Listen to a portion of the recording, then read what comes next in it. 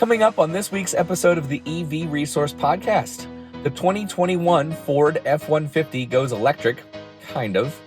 Tesla moves their battery and powertrain investor day. Roadside assistance for EVs gets an upgrade. And we'll talk about GM and Honda joining forces to build EVs.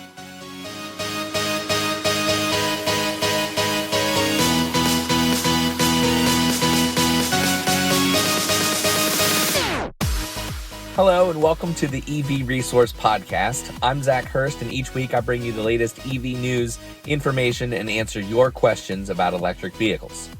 Thank you so much to Titan Auto and Tire for their support for this podcast. Titan is one of the very few independent shops in Virginia that are qualified to work on EVs. And from hybrids to Hummers, they fix everything. I am once again this week recording from my car. For those of you that sent your well wishes for Kevin, I definitely want to thank you very, very much for that. Quick update that actually, I believe was today from his wife. He is doing better. They have taken him off the ventilator. He is breathing on his own. Chances are they're going to move him out of the ICU to like a step down unit, continuing to monitor his progress. But it does look like there's a lot of hope for a full recovery, no matter how long that takes. So definitely if you sent in messages wishing him well and a quick return to health, thank you very much for that. It really means a lot. Here in the U.S., the EV market has struggled to get a foothold in the greater automobile market as a whole. I believe the current number is still less than 2% of new vehicles sold are EVs. So one of the things that is a potential option for hesitant buyers would be a plug-in hybrid, where you have a minimal range on all electric and then a gas engine will kick in either as a range extender or just as a direct connection to power the vehicle. So if you had the number one selling vehicle in the North American market, chances are you probably wouldn't want to change it too much from its gas-powered variants. And that's exactly what Ford is intending. They have released some details on what will end up being the first plug-in hybrid in the half-ton truck market.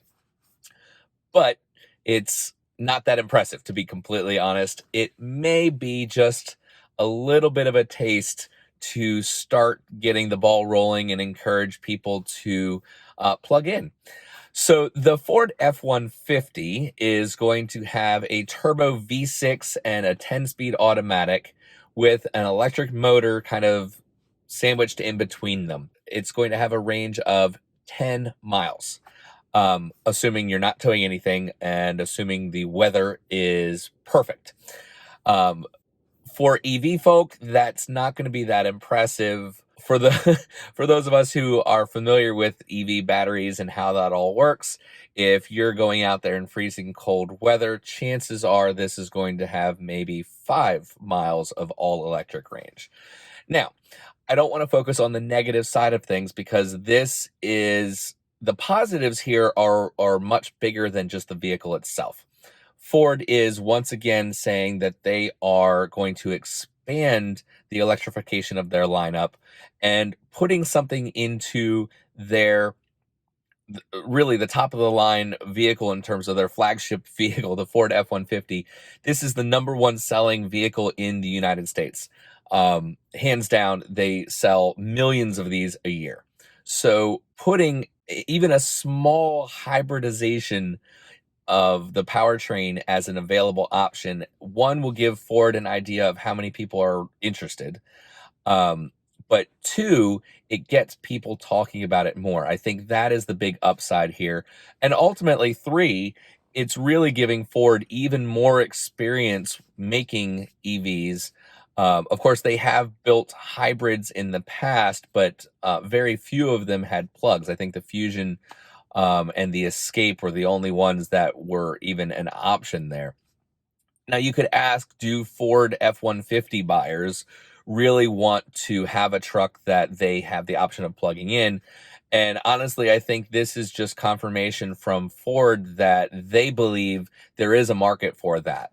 Of course, Ford has created a partnership with Rivian, investing, I think it was a $500 million, and released the video of the all-electric Ford F-150 prototype. So this is just one more thing that is continuing the path, stepping in the right direction. Ultimately, do I think Ford will sell very many of these or even manufacture very many of these?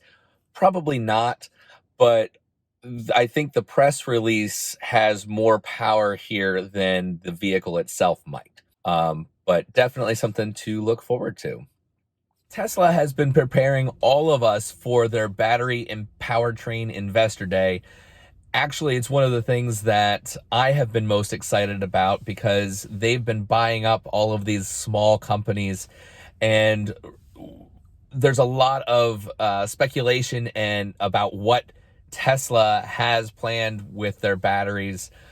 So it's hard news to then learn that what was planned for this month, because of the coronavirus and everything going on with that and the shutdowns, that Tesla is postponing that. Now, Elon Musk did say that it's most likely postponed to mid-May, but that it's hard to predict dates right now. So we'll see. But it's definitely, the anticipation has been building quite a bit on what Tesla has cooking behind the scenes and what improvements they're going to be making to the current lineup. I think it's safe to expect that any revelation that we get from this event will most likely include the possibility of battery technology that would allow the Model S to have a range that extends past 400 miles. There's been a lot of speculation, a lot of chatter on that. That's one of my personal predictions.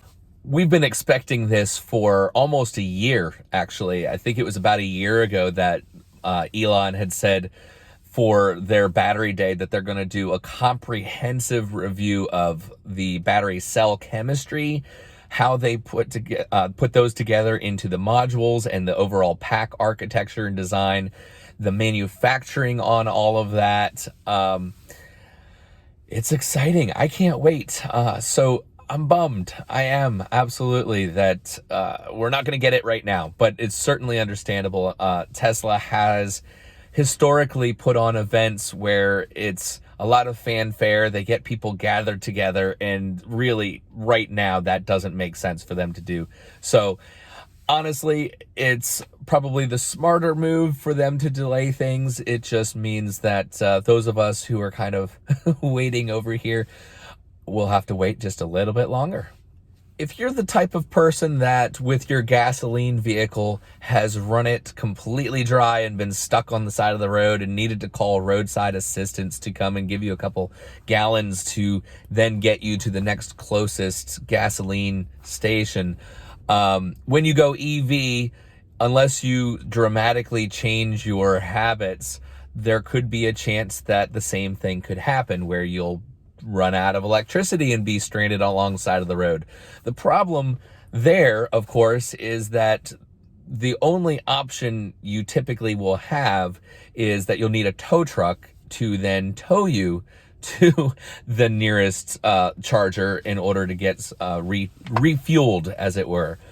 However, recently things are looking like they're going to change. Blink, which is a charging company, actually released their mobile portable charger. What it is, it's a level 2 gasoline powered charger that will provide up to 9.6 kilowatts of energy. And honestly, I think that is pretty significant. It's just comparable to a level 2 charger. You probably will only need just a little bit of recharge to then get you to the next closest charger, similar to just putting in a couple gallons of gas, not refilling the entire tank. It is a 240 volt, 40 amp, peak wattage is 12 kilowatts, and the continuous output is 9.6. It does have a fuel tank of up to 10.9 gallons and could run for 9 hours at 50% load. One thing that is not mentioned about this that I think is a great potential is for people that want to take their EV off the beaten path a little ways and possibly take it camping. For example, if you had a 300-mile Tesla Model Y that you wanted to go camping for a week, well, you could use the battery in the Model Y throughout the week to charge your electronics, possibly hook up an electric grill. Who knows? Lots of different options for you. But if you had this could be your backup. It could really be something that could be there just to give you that added peace of mind where if you did happen to just run the battery down a little bit too much and you're not going to be able to get back to the closest charger where you are, you have this along, you start up the generator, plug it in, and now you have up to 9 hours of running this, potentially overnight, the last night before you plan on getting back to civilization. I don't know. That's the first application that kind of pops into my mind outside of the stated use for this being more of a roadside assistance type emergency need. But I think this is great. They don't have a price released for this. On Inside EVs, their article, they had estimated a cost of about $4,500, but they have been waiting. They haven't been notified if that's correct or not. So, what do you think about this? Is this something that you would buy for $4,000 just to have as an every now and then use or an emergency backup? Or do you think this is something like AAA will just buy up most of the supply of these for their roadside assistance vehicles? Let me know. Put a comment in the comment section below or send an email. And, this is something I'd love to discuss, see if it's something that, is there a demand in the personal sector for this, or do you think this will be something that companies will buy and offer as a part of their existing roadside assistance service? GM and Honda have said that they will jointly develop 2 new electric vehicles for Honda, and they're actually exploring more allies to expand the partnership. The new electric cars will use GM's batteries and be manufactured at GM's plants here in North America, but the exterior and interior of the cars will be designed by Honda. And Honda actually expects to start selling the cars here in the US and in Canada just in a few short years in 2024. Rick Shostak, which Rick is the executive vice president of American Honda Motor, he said that the expanded partnership will unlock economies of scale to accelerate the electrification roadmap and advance industry-leading efforts to reduce greenhouse gas emissions, and that they are in discussions with one another regarding the possibility of further extending the partnership. I think this is a great announcement. In the EV space, as we know, batteries are a huge expense, and putting in the time, the money, the resources to build your own platform with or batteries or all of that, it takes a lot to start from scratch, even if you are a bigger auto manufacturer like Honda. So we see a lot of these partnerships starting to develop. Toyota with BYD, here Honda with GM, Ford tapping Rivian as previously mentioned. Lots of different partnerships that seem to be developing. Rarely are companies going out there and from start to finish, the entire manufacturing process, building it themselves. So GM makes some pretty good batteries. Of course, I'm sitting in an EV built by GM, the Chevy Spark. The batteries, honestly, for the Spark are pretty darn good. I've had the Spark now for quite a while, and I really haven't seen all that much degradation, including the times when I was plugging in and DC fast charging almost on a daily basis, sometimes multiple times in a day, doing more food delivery. Of course, I'm not doing that much of that anymore with this car, but I am still seeing the same kind of mileage estimates when I have a full charge. So GM's batteries, all of that to say, GM's batteries are pretty good. And I think it's smart for Honda to go with them. I'm not sure why a lot of the major manufacturers aren't approaching Tesla, for example, because Tesla is arguably the leader in the EV space, especially when it comes to battery technology. And who knows, maybe they are and we're just not hearing about it, or maybe it's slipped past me and I haven't noticed. I think Tesla would be very willing to share their technology. They have shown in the past a willingness to work with other companies, but it doesn't seem like the other auto manufacturers are willing to work with Tesla, either to share their supercharger network or work with battery technology.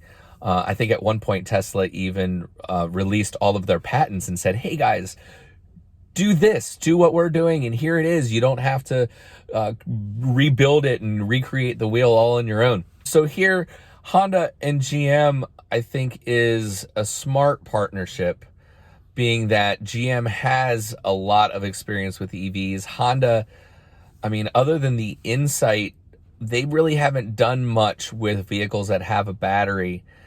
So I think they're starting to wake up and realize that for them to profitably, and I think that might be the key word, for them to of course now I can't say it, for them to profitably continue down the line of building more and more electrified vehicles and more full battery electric vehicles, that they need these partnerships. So I think it's great. I think there's a lot of potential here. I wish we didn't have to wait until 2024 models to see what they're going to come up with. Honda right now in Europe anyway has the Honda E, so they definitely have shown they are capable of building something, but I don't know. We'll see. So much of the EV news these days and the announcements are kind of a wait and see game, where not much of it is I wish I could talk more about things that are happening now, but not much of that is going on. So it's just these announcements of what's coming down the road. But if even half of the things that companies are talking about here come to fruition, then I think we have a lot to look forward to. And lastly, I wanted to share a little bit about Karma. I wasn't expecting to to talk about them again so soon. Of course, last week I mentioned that they have their E-Flex platform that they are planning on developing, or have developed rather. Let me correct myself. So I wasn't really expecting to get more news about that so soon. However, this week I saw an article by Mark Kane over at Inside EVs, where the E-Flex platform, Karma has put a commercial van application on top of this that I think is a brilliant idea. According to Inside EV's article, this is actually the second out of 5 applications that Karma has talked about for their E-Flex platform. The first was, as I mentioned last week, the extended range EV for the Karma Revero GT. The other 3, one will be an autonomously driven vehicle, one will be a high performance supercar, and then another possibly just an everyday daily driver, that type of vehicle for you or me or families. So Karma's E-Flex platform, once again, can be configured up to 22 different ways. So there's a lot of potential here. But with the L4 E-Flex van, unfortunately, they haven't revealed a lot of details at this time about it. But there are some configurable elements. The main point of interest was the capability to have level 4 autonomous driving. So this is something that Karma has developed in partnership with WeRide, using the NVIDIA Drive AGX Pegasus, which is the I guess the technology that's used for like LiDAR or visual aspects to allow for the autonomous driving. Um, it's in terms of looks, it's a van, so it looks much like many other cargo vans. The picture that was shown actually by Karma have some like sporty wheels, which I thought were kind of an interesting choice. Some sporty alloy wheels on this thing. So that's their idea, I guess, for now, of a commercial application to put on top of the eFlex platform. I like it. I personally, in my regular life, I guess outside of all the EV resource stuff, drive a commercial van. It's a Ford. What is it? A Ford Transit 250. So it's a little bit bigger probably than what they have planned for this. But man, it would make so much sense for like last mile delivery stuff. I know Amazon, of course, has their partnership with Rivian to go full electric on these types of things. So to have just another option, I think, is great. It's a space right now, at least in North America, that just hasn't been penetrated yet by EVs. I would love it if all day long I was driving an EV van, but it isn't there yet. So I think Rivian's concepts that they're putting out there, here Karma with their L4 full, well, not fully autonomous, that would be level 5, but their level 4 autonomous option for a commercial van, I think, is a really great idea. So that's all for this week, coming once again from my car. I do not have an update on whether I'll be back in the studio next week or not. But if not, bear with me. I know the audio quality is not the same. Kevin really put together an amazing space for me to be able to use, well, me and others. It's not just for me. But, I miss, aside from missing Kevin, I miss that space as well. And so I want to apologize for the audio quality because I know it's not the same. But feel free to send me your feedback, not on that, because that's not something I can help right now, but on anything else, comments related to the news this week. You can leave a comment in the YouTube channel or video section, the comment section there. You can also send an email to hello@ev-resource.com. If you do want to listen to any of the previous shows, you can find them on the webpage under the podcast section or in any of the major podcast platforms, Apple Podcasts, Google Podcasts, Spotify, and so on and so forth. Any reviews that you can give on especially Apple Podcasts would be greatly appreciated. That'll help other people find the podcast and share information, news about EVs with more and more people. And of course, I invite you to come and say hi on social media. We're on Facebook, Twitter, Instagram, trying to be more active in engaging with the conversation. And especially on the Facebook page, that's where you're going to get your daily news. I think it's every even hour, we're posting something about the latest EV news and information from 6 a.m. all the way up to 4 p.m. So if you want, that frequency of information instead of waiting week to week for this podcast, you can definitely find it there on Facebook. But like I said, that's it for this week. So thank you very, very much for being with me, and we'll catch you next time.